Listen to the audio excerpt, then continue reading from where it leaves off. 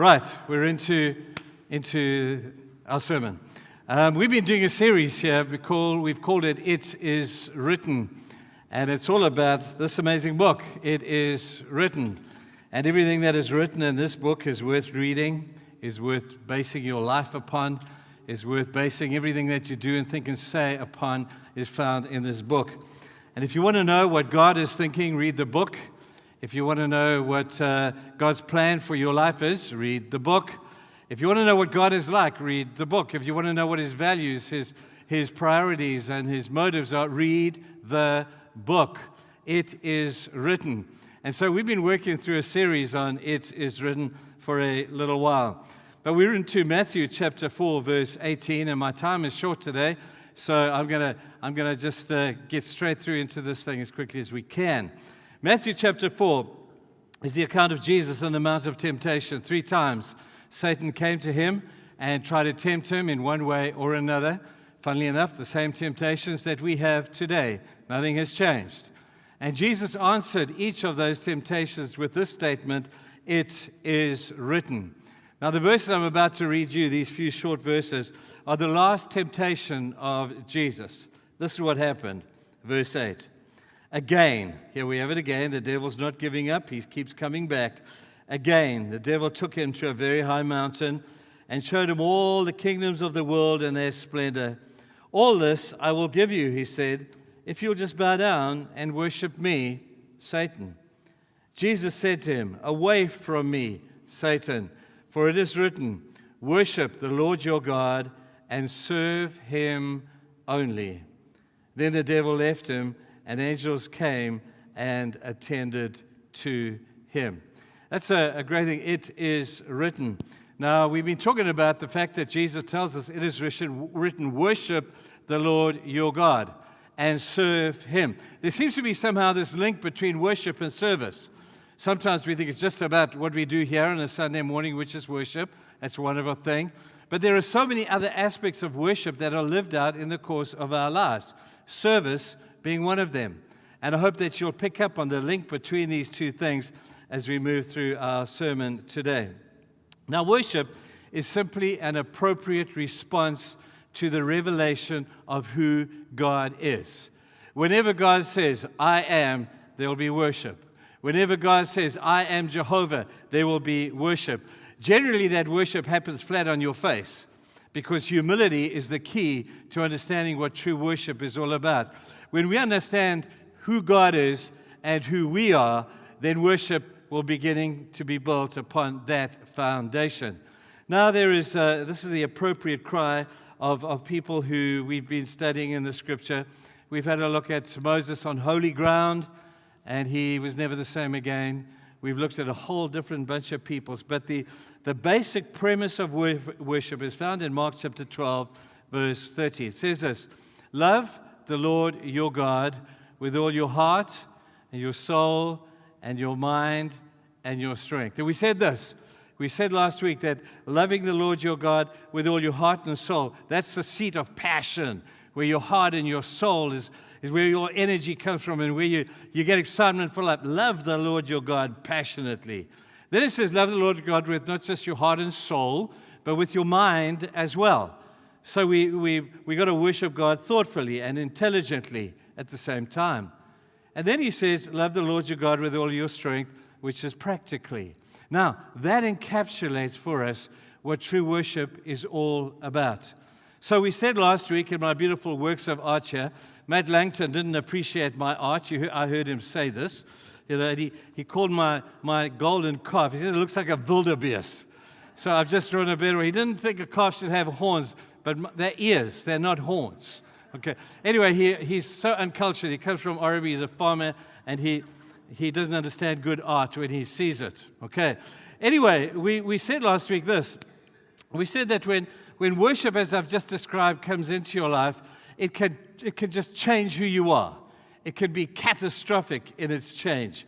People who worship like this have worship wrecking their existing lives. Moses was never the same again after the burning bush. Isaiah was never the same after he saw God high and lifted up.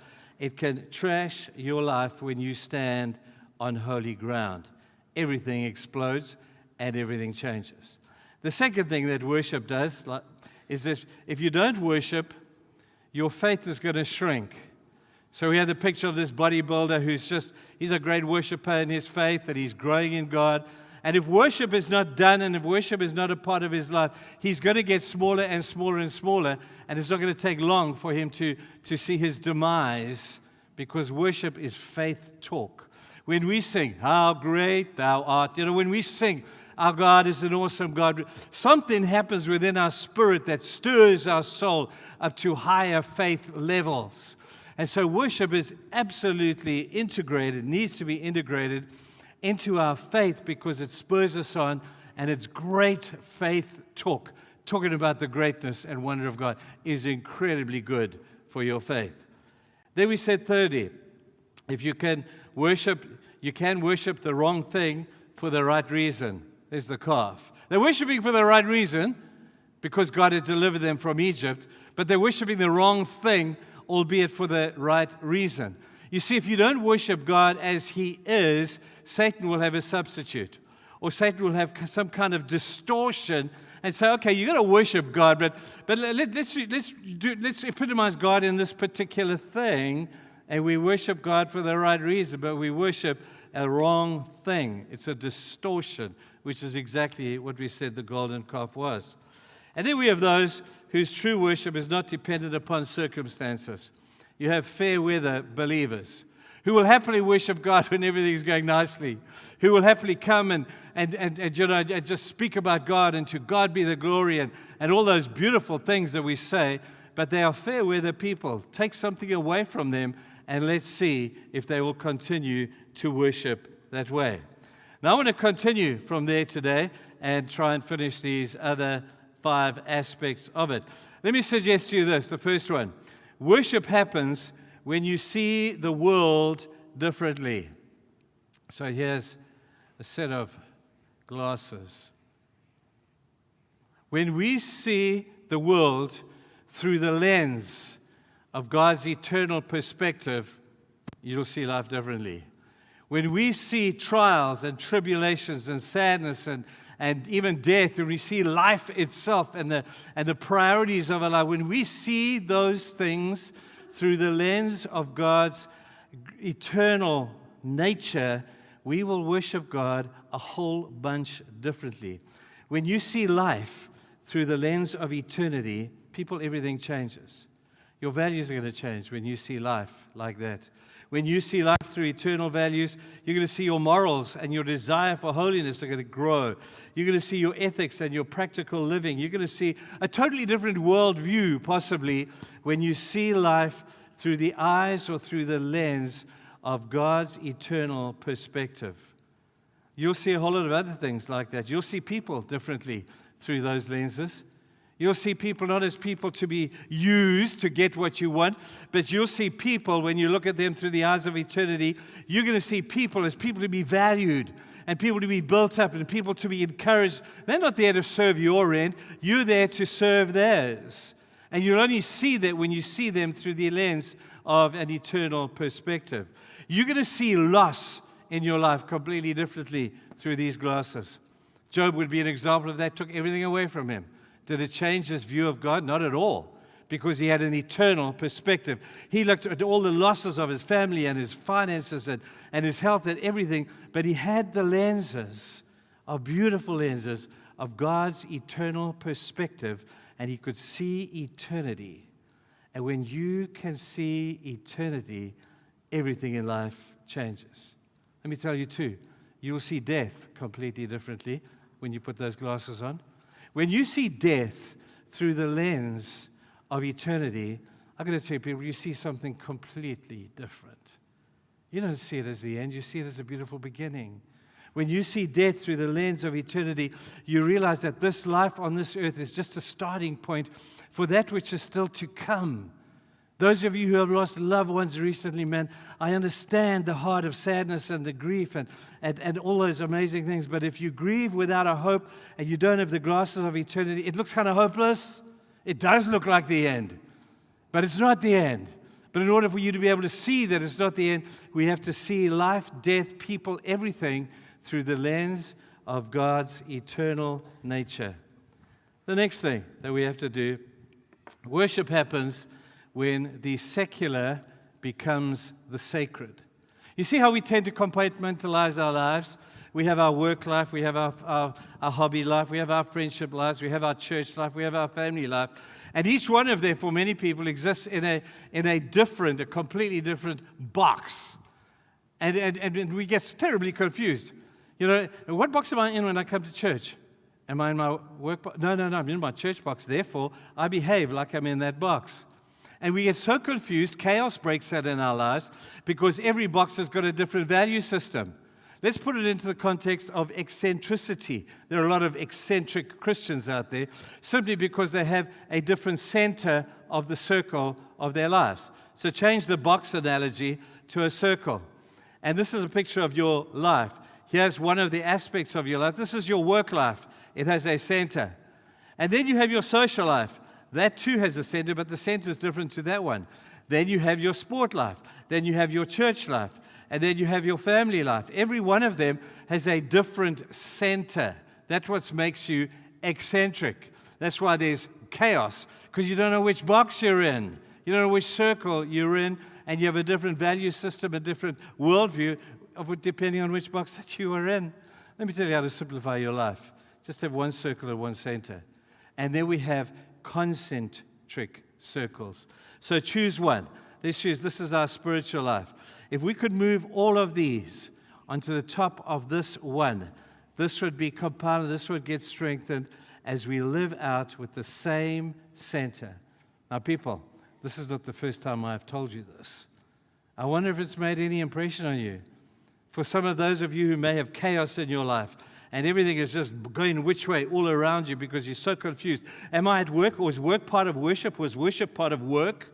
Well, let me tell you, worship is part of everything. Everything should come into the one circle with Christ being the center, and that simplifies your life completely. I talk to quite a few people, and we talk about their lives, and they come in for help, and it's wonderful. I love just sitting talking to people. And very often I hear stories, and in my mind I'm thinking, I know what's going on here. This guy's got he's a schizophrenic Christian. You know, he's got one voice saying this over here. He's got another voice saying this over here. And he doesn't know which voice to listen to. And he becomes totally confused. But when our work is seen as being worship, what a difference that makes.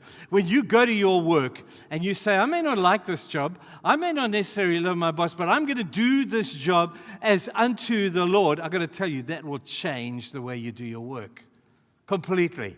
If you want to see a great example of this, no one greater than Joseph in the Bible. The last character, as you find in the book of Genesis, our early morning devotions, if you watch those things, we're moving into Joseph.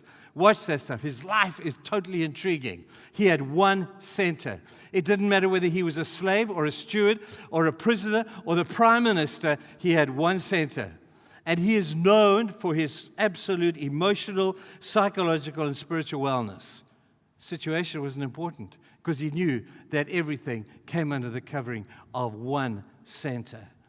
Now, when we begin to live like that, think about Joseph, favored son, robe taken off, he became a slave. He had the same center. Then he became a steward, which was a promotion. That was good. Didn't change the center because now he had more money. No. The center was still the same. And then they put him as a prisoner. Somebody lied about him. He became a prisoner. They took everything from him, but he still had the same center. He was a concentric believer. Everything had the same center. Now, I remember sharing with you again this truth. You've heard this before. You know the 4 spiritual laws, little brochure that we used to use when we wanted to share our faith with a tract or something like that? There was a little section in there that described different people as Christians. And it had a circle. And in the center of the circle was a throne, a picture of a throne. And on that, there were 2 options. The one picture had a picture of you on the throne of your life. And everything around you was just chaos. It was just all over the place. And people like that are really miserable and they don't get it right. And then it drew a comparison to those who sat on the other side where there was no chaos because Christ was on the throne. And when Christ was on the throne of your life, all of a sudden there's order. You know why? Because it becomes the center, and His laws, His ways, His visions, His values, His morals, His ethics determines the rest of your life. You want to simplify your life, people? Do the exercise, because this could change everything. 1 Corinthians 10, verse 31 says this, do everything as unto the Lord. Now, everything, it's a big word, hey? It doesn't say some things or the things you like. Everything incorporates everything. Everything incorporates all the things that you can do. Do them as unto the Lord. Everything incorporates everything you like to do.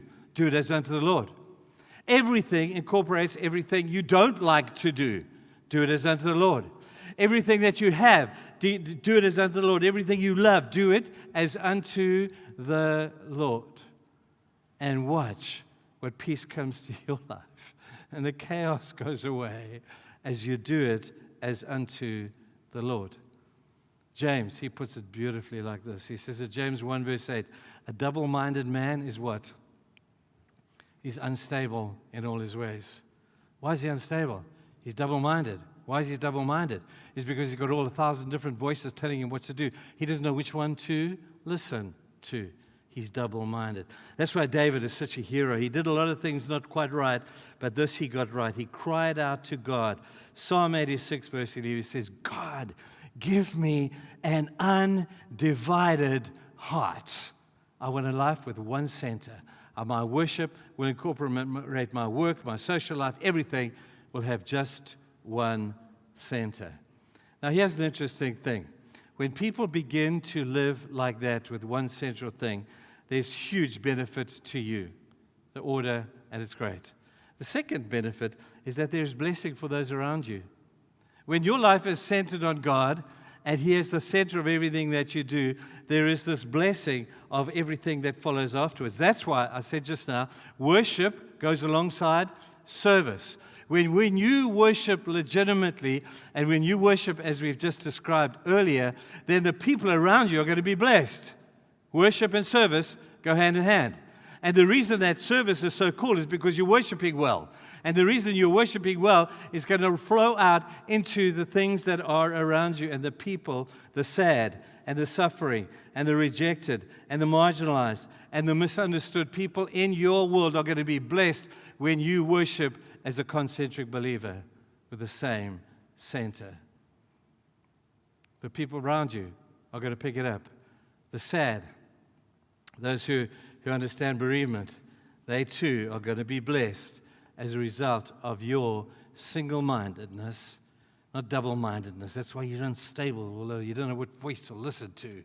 When you start listening to the voice of God because He's the center of everything, watch what happens, not just to you, but to the circle of influence around you as well. Let's do number 7. Worship is a great tool for evangelism. Here's my little man over here, and he's praising God. Let me tell you where I got that from. Acts chapter 3. The first apostolic miracle was this. Peter and John go down to the temple as they normally did. Outside the temple, there sits a man who's a cripple. He's been there for many, many years. And the cripple is begging for alms. And he says to them, please give me money. And they said to him, hey, we got no silver and gold. But they looked at each other and said, well, what do we have? They looked at the man and said, this is what we're going to give you. We're going to tell you to stand up and walk. And the man thought, but that's not my need. My need is silver and gold. I said, no. That need that you think you have is your perceived need. Your real need is that you need to stand up and walk. And the man stood up and walked. And then in verse 10 it says this, people saw this, and they were filled with wonder and awe because they saw the evidence in that man. Walking, leaping, praising God was a great testimony to what had happened in his life. So we ask ourselves, what does worship look like to the world? I want to tell you what worship will look like to the world. The world is looking at you. They want to see this if you declare yourself a worshiper. A lifestyle of joy in the face of pain. And when the world sees that, oh gosh, they're going to be so amazed because that's not normal. It's normal for us. Then in the midst of pain, in the midst of the storm, we have peace. And when you evidence peace in your life in the midst of the storm, then the world is going to stand back and say, man, there's some fruit to what this guy claims. He claims to know Christ. Now he's got joy in the face of pain. He's got peace in the time of storm. There must be something going on in this guy's life. And the evidence begins to roll. There's the evidence of hope at a time of when the enemy is mounting, in a time of apparent hopelessness. And we as Christians are speaking hope and life into the world around us. People are going to stand back and say, good night. Who is this guy? Who is he? This is just evidence of a Christ-centered life. When we look at the thing of love in the face of hatred, man, what a difference that's going to make to the world around you as a testimony to say that what you say you believe, clearly you do, because we see the evidence thereof. Now let me say this, people, and I'm saying this kindly. You know, this kind of lifestyle of worship, it really makes the world sit up and pay attention to the things that we say we believe. It legitimizes our statements of belief. It puts proof to the fact that we don't just sing about it, talk about it, and read about it. We actually do it. This world is watching us. They are. And they're saying, show us. Don't tell us. Show us this kind of lifestyle. Show us this kind of worldview. And prove it, that what you are saying is going to be proven by the things that you do and the values and the life that you live. Prove it to us. Now, people, I say this kindly. In today's world around us, man, I'm very saddened when I see Christians who speak so pessimistically and negatively about the future. You know, we got to talk better, people, because people are looking at us like, you're the people of hope, and look at you, you're hopeless. You're more hopeless than me. You know, and yet, when we don't show love to one another, they say, oh, we must just love one another. They say, but when are you going to do that? You tell us to do it all the time. When are we going to see you begin to show and evidence those proofs out there? When are we going to see you raise up hope amongst a hopeless people and in a hopeless time? When are we going to see you smile, for goodness sake, in the face of pain? You know, things are not always as they appear to be. And if we could just see life through the eyes of eternity, we'll live differently. If we could see life through the lenses of the sovereignty of God. God didn't get, this corona thing didn't just sneak in. Ooh, you know, God, I didn't see that. You know, God didn't, He saw it. He knew it was coming. He knew the sadness of the stuff that people have to go through. He knew that before it happens because He's sovereign. And when we understand and see life through the sovereignty of God, I got to tell you, people, it makes such a difference. It doesn't take away all the initial pain and the shock of stuff that happens, because as human beings, man, we grieve, man, and that's okay, totally okay. But we don't grieve as those without a hope. If your hope is gone, your center is missing. Find the center, and your hope and your joy will be restored once again. Let's move on. This is worship always is associated with sacrifice.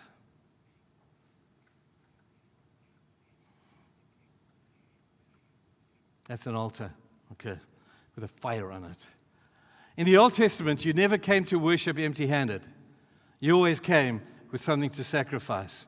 In the New Testament, if we haven't got something to sacrifice, then we offer the sacrifice of praise, because we read Hebrews 13, talks about the two types of sacrifice. There's the sacrifice you bring with your hand, and that's what we will talk by the tithe and our offering and other services of time and talent and treasure. Those are the sacrifices that we give to God. That's right. It's a joyful sacrifice, not a miserable sacrifice. It's a joyful thing. And then we can offer at the same time the sacrifice of praise. Sacrifice with your hand and sacrifice with your heart. Both of them are legitimate sacrifices that need to be put upon the altar of who God is. It's so important to understand, if you want to claim centrality of Christ, if you want to claim true worship, there will always be an associated sacrifice to be made. There's a very moving story in 1 Chronicles 21 of David, where David messed up really badly. He counted the troops. He had to go up against opposition, and he thought to himself, I'm going to fight this battle on my own. God's got a lot of credit for giving us the victories, no, but maybe I deserve a bit of credit. Hey, General, tell me how many troops we've got, and let's go and fight these people. And so the general argued with him, but eventually they went out, and God was not happy with David. And 70,000 people died as a result of the sin of this man. 70,000 people. That's a lot of people. Let's say a lot of people, because of the sin of one man. But David, who was a man after God's own heart, listened to the prophet Gad. Gad came to David and said to David, David, you have sinned. God says you can choose one punishment out of 3. 3 years of famine, 3 years running before your enemy, or 3 days of plague. He chose the plague. He said, I'd rather throw myself at the mercy of a holy God, and hope he will be kind to me. 70,000 people died because of this particular sin. Gad came and says, okay, God wants to reconcile with you now, David. You need to go and make a sacrifice. So David knew what to do. He went to a guy called Araunah, had this threshing floor. He said, Araunah, I want to buy this place, full price. Araunah said, hey, I know who you are. You're the king. And I know you want to make a sacrifice to the same God as I worship, Jehovah. You can have it for nothing.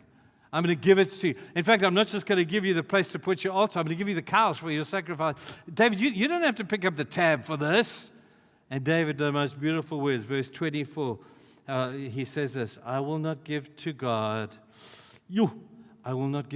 that which costs me nothing. There is a sacrifice with every declaration of worship.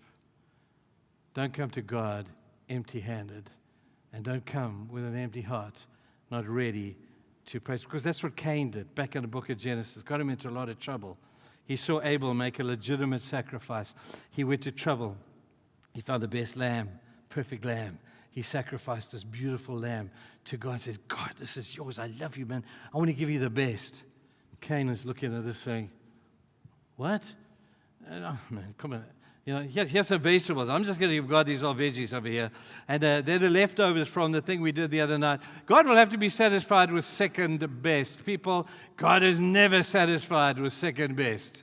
He will only be first in your life. He will not ever play second fiddle to anything else that you may want to throw at him. So worship is always associated with a sacrifice. In the New Testament, we read about the same sacrifice, but a different setting. In Romans chapter 12, verse 1, this is our response. It says this, offer yourself. Offer myself? Yep. Not your money? Nope. Not your talent? Nope. Offer yourself, which is the totality of who you are. Offer yourself as a living sacrifice to God. Then it says this is your reasonable act of worship. We talk about worship. So we say, what's a reasonable sacrificial offering? God says, you are a reasonable sacrificial offering. Wouldn't it be awesome to close this era in this particular building that we have loved, and as Billy prayed, we've seen such amazing stuff in here. And I have just so many memories. I don't even want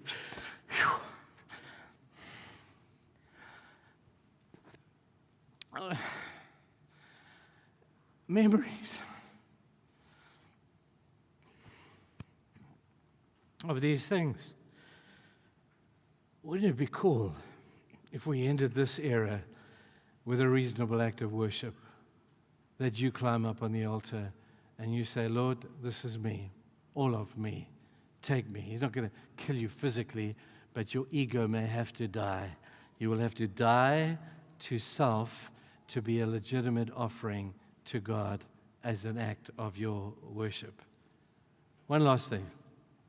Worship is an act of choice. Yes or no? Yes or no? Elijah makes this point on Mount Carmel, where he calls the nation of Israel and all the prophets of Baal, and it's Elijah against the rest of them. And they build an altar, they put their cows on, and the God that was going to answer by fire, he was going to be declared to be the legitimate God. Baal didn't answer, Jehovah did. And Elijah says to the people just prior to this competition, he says, how long will you go on limping between two opinions? If Baal is God, then for goodness sake, worship him. But if Jehovah is God, you better worship him, because you better find the true God. And they saw who the true God was that day. For goodness sake, people, don't waver between two opinions. You make God sick when you do that. And I know that. You're saying, Dunham, that's brutal. It is brutal, because I read it in Revelation 3. Church of Laodicea, from verse 15 to verse 17. God declares them to be lukewarm. They thought they had hot over here, then they were cold. And God says, you're neither. And they said, which would you rather we were? Obviously hot. He says, but if you're not hot, don't be lukewarm. I would rather you be cold than lukewarm. And God says, because you're sitting in the middle, wavering between two opinions. And I like the word that he uses, Elijah, go limping between two opinions. This way and this way. You're pathetic, God says. You make me sick. I want to vomit you out of my mouth. Now, that's a tough word, Trev. Indeed it is. You see, worship always begins with a choice. And the choice, Joshua makes it even more in Joshua 24. He says, if you're going to choose, for goodness sake, choose today. He says, choose today who you're going to serve. Because procrastination, we all know, is the thief of time, and nothing ever happens legitimately when we procrastinate. But when we come to God, and it's got to come, we've got to make a choice. Joshua says, make it today, do it now. So before we move there, let's finish well here. I'm asking you to do it now. To make a legitimate sacrifice, do it now. Make a choice that this is the way you want to go. I know I told you there were only 9 things, but in fact I lied, because there's 10. There's one more that I have to do. And this is, for me, it's just the best. Worship will continue long after all else has ceased. When I'm dead and gone, worship will go on. When this church, 500, if we live that long years down the road, is no longer here, or maybe it will be, who knows, worship will continue. When your labor is finished, worship will continue. When your pain has gone, the worship will continue. When the church age is finished, worship will continue, because worship is perpetual, but it's in 2 time zones at the moment. Our time zone, which is human, and we live in a linear pattern. We have a beginning and the end. There is worship in there. That's where we are right now. But when that comes to, and let me tell you, from eternity past to eternity future, there will always be worship in heaven. Remember that at the end of the church age, or the room at the end of your life, it's kind of like 1 Corinthians 13. I'll put it like this. I love this. 1 Corinthians 13 says, we see through a glass darkly, but then we shall see face to face. Then. What is then? Then is when we move from this life to the next, into the eternal, which we've been spoken about the lenses. We see that God is a sovereign God, and we say, man, this is real worship, because now I'm not worshiping as if through the glass darkly. I am now seeing God face to face. And this worship here will be forgotten as we take on the magnificence of the worship that is still yet to come. And we join in the worship that has been going on for eternity past, and we go into eternity future doing the same kind of worship. I want to read Revelation 5. Man, this is stunning. From verse 11. If you've got a Bible, you can read it with me. Let's go from verse 8. And when they had taken it, the 4 living creatures and the 24 elders fell down before the Lamb. Each one had a harp. This is what's happening in heaven that John sees, okay?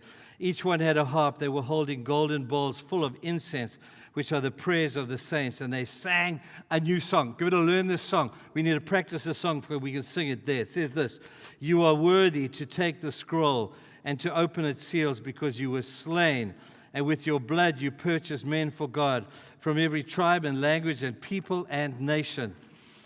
You have made them to be kingdom and priests to serve your God, and they will reign on the earth. Then I looked and heard the voice of many angels, numbering thousands upon thousands and 10,000s. Oh, man, 10,000 times 10,000. Oh, that's a lot of people. And angels, they encircled the throne, and the living creatures and the elders. In a loud voice they sang, worthy is the Lamb who was slain to receive power and wealth and wisdom and strength and honor and glory and praise.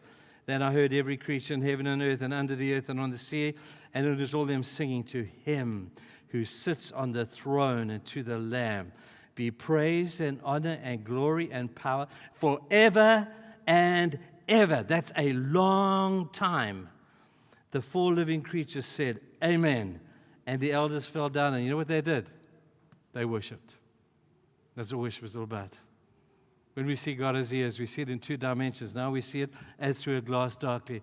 But there will come a day when we will see Him face to face. And there will come a day, too, when every knee is going to bow and every tongue will confess, whether they like it or not, that Jesus is Lord. And that's where legitimate worship is going to be the order of the day. Today is the last service that we'll be having in this church. And I'm so glad Bill said some of the stuff that he said in his prayer. You know, that whole "to God be the glory" thing? It's on our stone outside the door there when you leave the church. Have a look. He mentioned it, I think, 3 times. Gary mentioned it this morning. And I'm going to invite you to listen to Clive Browderseth right now as we close the service. I've asked Clive to say a few words to you. He couldn't be here, so he did it on this DVD thing, and he's going to be on the screen. And you can watch him say just the final words to you as a result of where we're at today. So listen to Clive, and then we'll close. Thank you, guys. Good afternoon, church. For those of you who don't know me, my name is Clive Browderseth, and Trevor asked me if I would just record a short message. I'm up in Hoedspruit at the moment.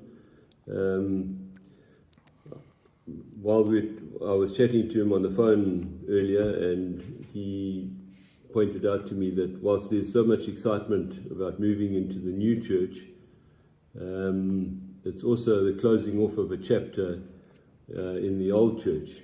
And as I was part of the committee which was responsible for building the current church that we've been in, he asked me if I could just chat a little bit about that and just speak to you guys about it.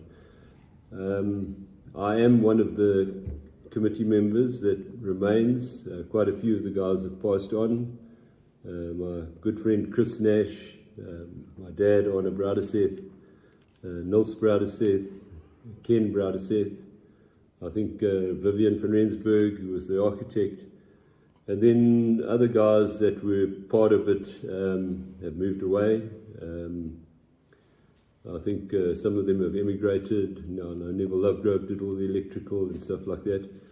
And I think Mike is also, he was a big part of it as well, Mike Hansen. Maybe they should have asked him to chat to you, but anyway, I got the job.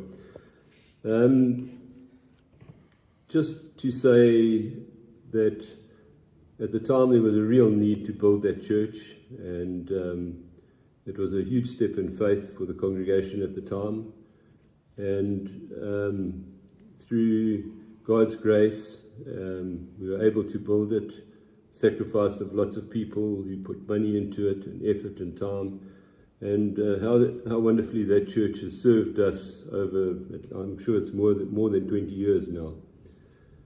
And I think at the time of when we opened the church, I think the inscription on the stone outside says, "To God be the glory," and that's what we wanted when we built it. And in a way, it's a bit sad that it's closing off, but we're moving on to bigger things, better things, we hope. And we just trust that God is going to use this new church in the same way in which He's used this existing church that we've been in. Thank you very much. To God be the glory, people. We started this church by singing that. I don't know if you were around in those days. Well, this building was just a slab. There were no walls on here, no roof. We had that little slab up there. And Mike Fanner stood up there and he took a photograph of the whole church. And we all stood in the middle over here. And he saw we did that photograph. And we sang "To God be the glory." That was the beginning of this facility. And now we sing it to end it. And believe it or not, we're going to sing it next week to begin it again. So would you stand, and we're going to sing "To God be the glory, great things He has done."